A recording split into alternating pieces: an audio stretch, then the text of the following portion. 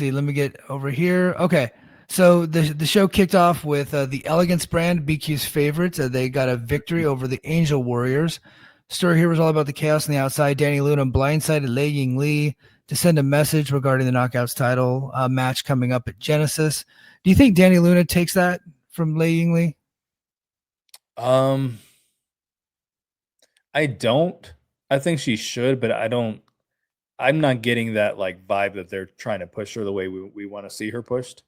Yeah. Um, I, but I also I think that Zaya Brookside's going to turn on her. yeah, okay. And then they could So run that back their match. yeah, so that could be a thing. Okay. She may cost her the belt. Okay. They don't do that much. Usually, people don't cost someone the championship if they want the championship. But as I said, when you start using terminology like best friend and I respect you, I trust you, that's foreshadowing a turn. Right. I gotcha. Yeah, so Elegance Brand got the victory there, and at one point they did go back to the back, and the Inspiration was watching along. So I think they're just gonna run back Elegance Brand versus Inspiration at some point. So we can't move past that match. They just got to keep wrestling each other. So we go backstage, and Santino Marella, he's a total mess. He's depressed because his daughter kicked him in his ball sack the week before or 2 weeks before. He couldn't even speak to GM Miller. He just passed a note to the commentary team. And then later in the evening, so man, I fucked up with this thing. Okay, so this wasn't next, but this was later in the evening. The NXT Outlaws took the ring, and Ariana doing full blown Stephen McMahon Helmsley impression. Down to like the outfit she was wearing was very reminiscent of something that Stephanie would wear back in 2000. I don't know if that was on purpose, but I didn't take note. And it's a beat for beat storyline. You know, she turned on her father and to join Stax and like did a whole thing, right? She says she was tired of being in Santino's shadow and says he always chose the fans over her. She's officially aligned with Stax, who took a massive dig at Santino and says Ariana's his girl now, and he even says that sometimes she calls me daddy. So yeah, I gotta say, not a fan of Stax, No, but hell no. I do think I think the storyline is pretty good. I know it's a ripoff of the McMahon thing with some variations, obviously.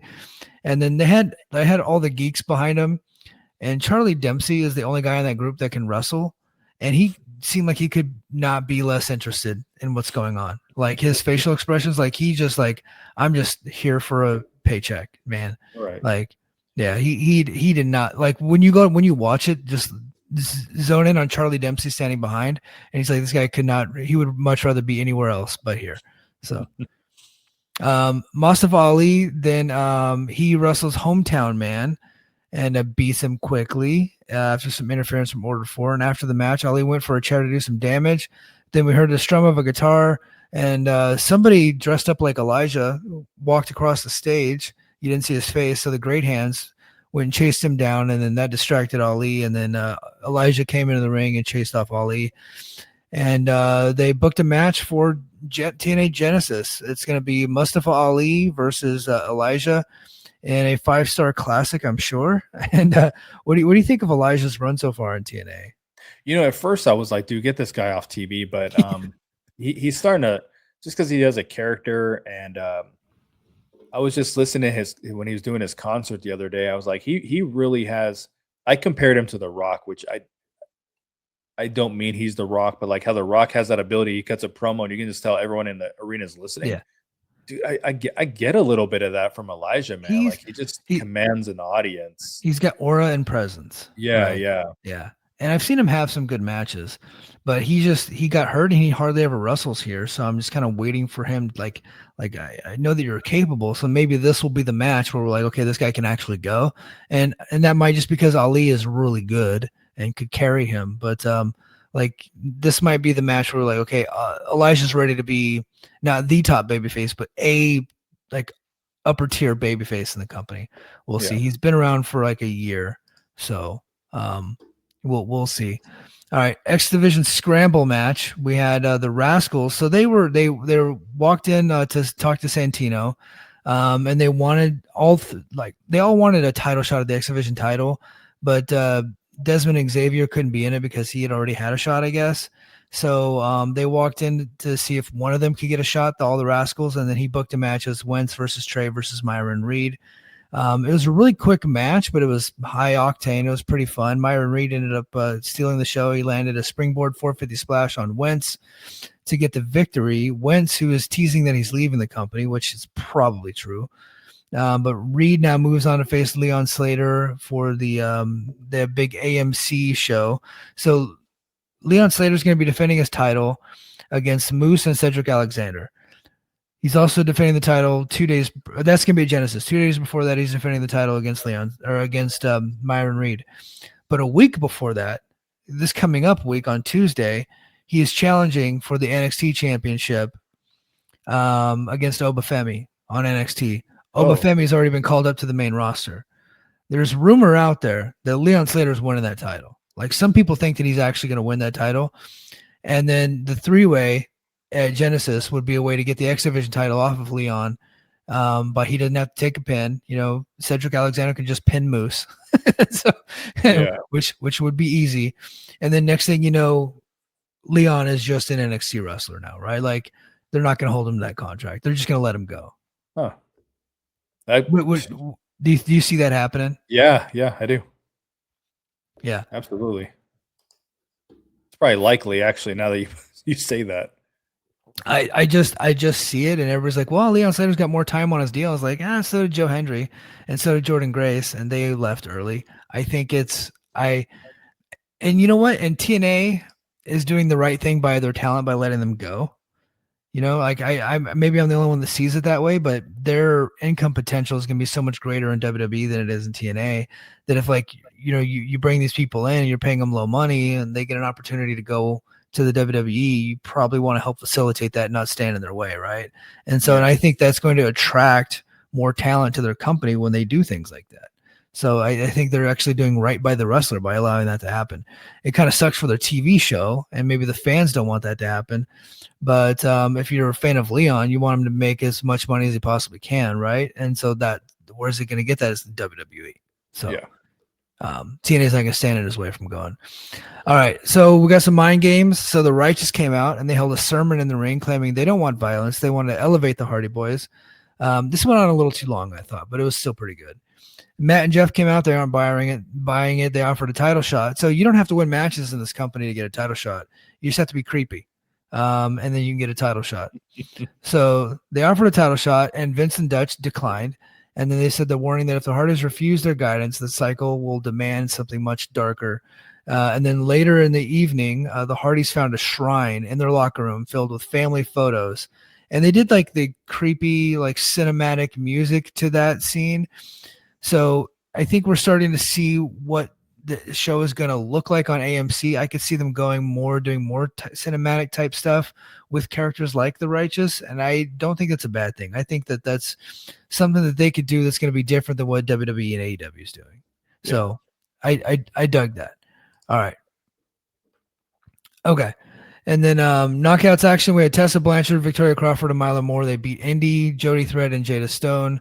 Your boy Robert Stone got involved, but there you go.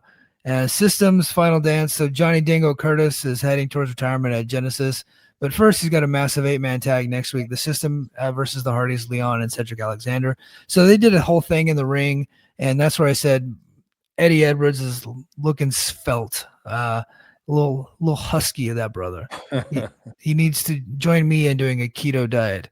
Okay, and then we get to the main event, and it's Bear Bronson versus Frankie Kazarian, and I thought it was awesome. It kind of dragged in the beginning of it, but Frankie is such a good pro wrestler, and Bear Bronson has got some fire for like a young babyface, and he's a big guy. I thought the match worked really great.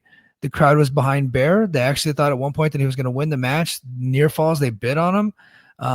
I think Bear could be a guy for this company. I don't think he's going to be like a money drawing dude. Like I don't see him like that, but I think there's like a really good fucking pro wrestler.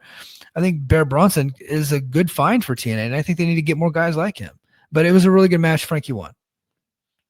Is he signed, or is that known? He has it on his Twitter account that he is a TNA wrestler. Okay. I don't know that he's signed though. They have not made any announcement as such. Okay. So I Yeah, guess he my could point be was, are just they another bringing him? Did freelancer. they bring him in for one match and then? I guess that's what I was more. I I think he's sticking around for a while. Okay. He's sticking around. Afterwards is when Santana came out and said, "Hey, our match has been moved from Genesis to AMC." So that's what they're doing. All right, we're gonna close this up. Let's see. So hold on. Let me see. King says, "No, I'm genuinely asking. What do you think they'll get more money because of the viewership, ad rates, and sponsors?" Yes, that's yeah, yeah. I don't see what the confusion's about. I think if they do well, they'll more money gets kicked in. Like it'll activate something similar to when AEW debuted on TNT. That was a revenue share deal and they had a production split, and they performed well. And a few months later, they got signed like a real deal. I think AMC is taking a real chance on TNA because it's not the type of programming they normally do. And I think that they're going to see how interactive wrestling fans are and just how many fans will actually come watch the show versus what they do in the normal time slot, which is just like old movies.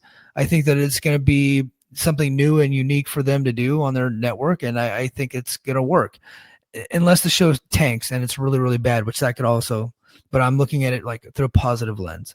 So let's see. Do you think Tommy Dreamer would bring in Succubus? I don't know what that is. Okay. No. She's good. She's a indie talent. Oh, She has a huge social media following from just knowing how to work social media and very unique and like good move set. hold A little on. green, but yeah. What does she have a Twitter account? She might. I follow her Facebook, but she's a pretty good at like Succubus. social media content. Hold on. Let me Uh, let me see. Succubus wrestler. Okay. Let me see if this person. I've never heard of this person. Okay, Succubus. Let's see. it's a I'm gonna. terrible name, but It is a horrible name. I couldn't imagine. Oh, I'm gonna pull this lady up. Let's see. Let's share a screen. Let's see what this lady's all about. Okay, so here she is. She's got the XO on the knockers there. Okay. Oh, okay. I can't do that. Never mind. Oh, stop sharing. ooh, Yeah, sorry. I almost did the. I didn't realize what I was getting into. she's not. That's not usually her. She Okay. doesn't use sexuality. That's usually how she is. Yeah. One of her platforms has a lot. It might be Instagram has like a lot of followers. Like if for Okay. someone who's just like new, she just knows social media. She knows how to market herself really well. Yeah. Well, I almost showed her fallopian tubes on YouTube, so I don't want to do that. So yes. But yeah, I guess so. You mentioned them selling the PPV rights. Where do you think they'd sell those rights off to? Like Peacock or something like that. Maybe even AMC Plus, right? AMC Plus, they're looking to beef that up. So BQ might have a cool idea for this one. I don't know. I don't know what that was. Okay. Yeah, George says Peacock. Okay. Guys, it's getting late. I gotta roll. Mike's gonna get insane. I know I'm gonna get in trouble for that one. 6-year-old man searches social media on live stream. Yeah. Okay, guys. All right. Guys, follow us on Twitter. Make sure you like, comment, and subscribe to both BQ's channel and my channel. Thank you so much for all the support. I greatly appreciate it. And until next time, mahalo.